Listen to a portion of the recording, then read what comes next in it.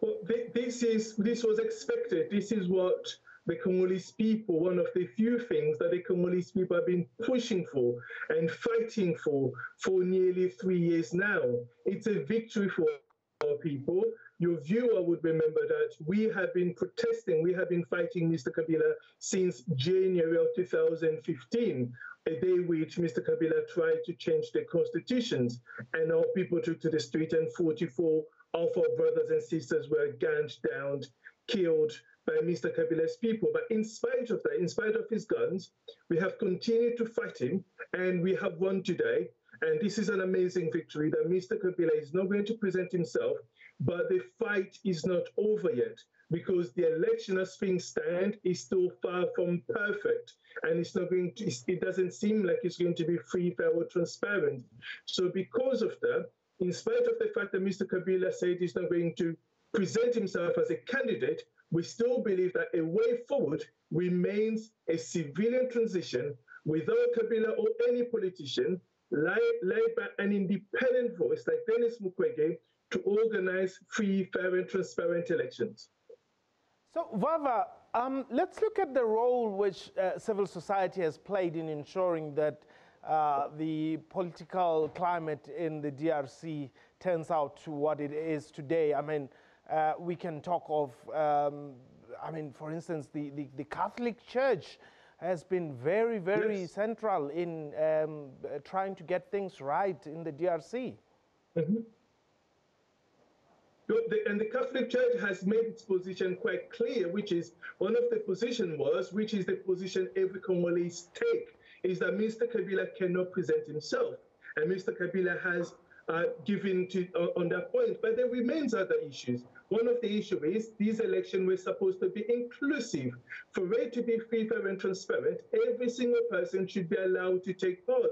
We know that Mr. Katumbi has been prevented by Mr. Kabila from presenting his candidacy. So that on itself already has an impact on the legitimacy and on the fairness of these elections. But there are also other issues. All the key opposition figures are still in prison, in Mr. Kabila's prison. So those have also been prevented from presenting their candidacy. There is an issue of the electronic voting system. There is an issue of around 10 million voters who are not regular voters, which have been registered Mr. Kabila's people. So there are many other key issues which we believe compromises the freeness of these elections. It's because of that, because we understand Mr. Kabila is doing this on purpose so that he can remain somehow in control. This is why we are still pushing for the idea of a civilian transition without Mr. Kabila or any opposition, led by an independent voice, so that we can organize an election that would truly be free, fair, and transparent. And that's the only way to prevent further violence and further crisis. What risk does the electronic system pose really to the outcome or even to the entire process of elections? No, for a start, it's not on the electoral roll or electoral laws or our constitution. This was something which was imposed on us.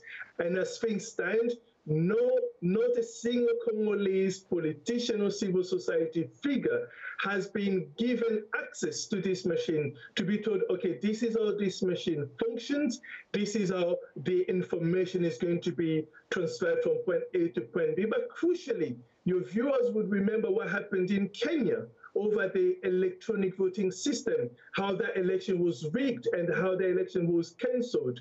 And so because of all of these issues, but crucially as well, your viewers would remember as well that the current candidate of Mr. Kabila has put forward is a man who had been blacklisted by the EU over crimes committed against the Congolese people. Now imagine a president who defines himself to be legitimate decide to put forward a man responsible for the killing of over 200 pro-democracy activists between December 2016 to when he left his position as the Minister of Interior. That is not a man we want to run our country. And Mr. Kabila is doing all of these things on purpose. This is the same reason why he had appointed blacklisted military and police figure into the army or into the police force. The way forward, look, this election is incredibly crucial. This is the biggest fight for democracy in Africa since the end of apartheid. And we need to get it right. And we know under Mr. Kabila, we can possibly not get it right. This is why we want him to go, all of him and his entire team. We want a civilian transition so that we can organize free, fair, and transparent elections. And we have someone that every Congolese trusts who can lead that transition and organize those elections. And that man is Denis Mukwege.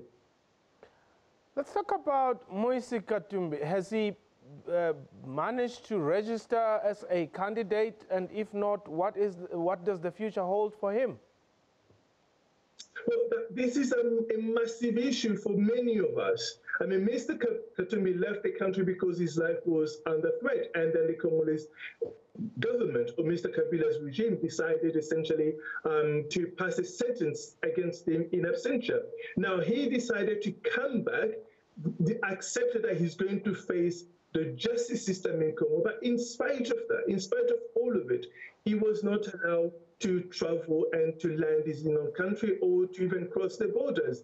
So we have one man who has not committed a single crime or war crimes or crimes against humanity being prevented from coming back. And then we have, on the other hand, someone like Jean-Pierre Bemba, a former warlord responsible for atrocities in Congo and atrocities in Central Africa, being allowed to return freely and present his candidacy.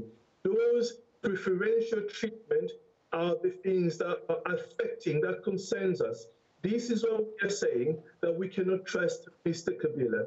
It doesn't make sense that Mr. Katumbi is being prevented for no absolute reason. These elections, as things stand, there is nothing to believe they're going to be free, fair, or transparent.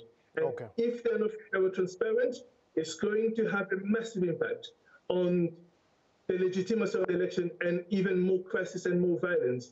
Because of those reasons, that we are pushing for the idea of the election being organized by a transition team without Mr. Kabila or any opposition figure.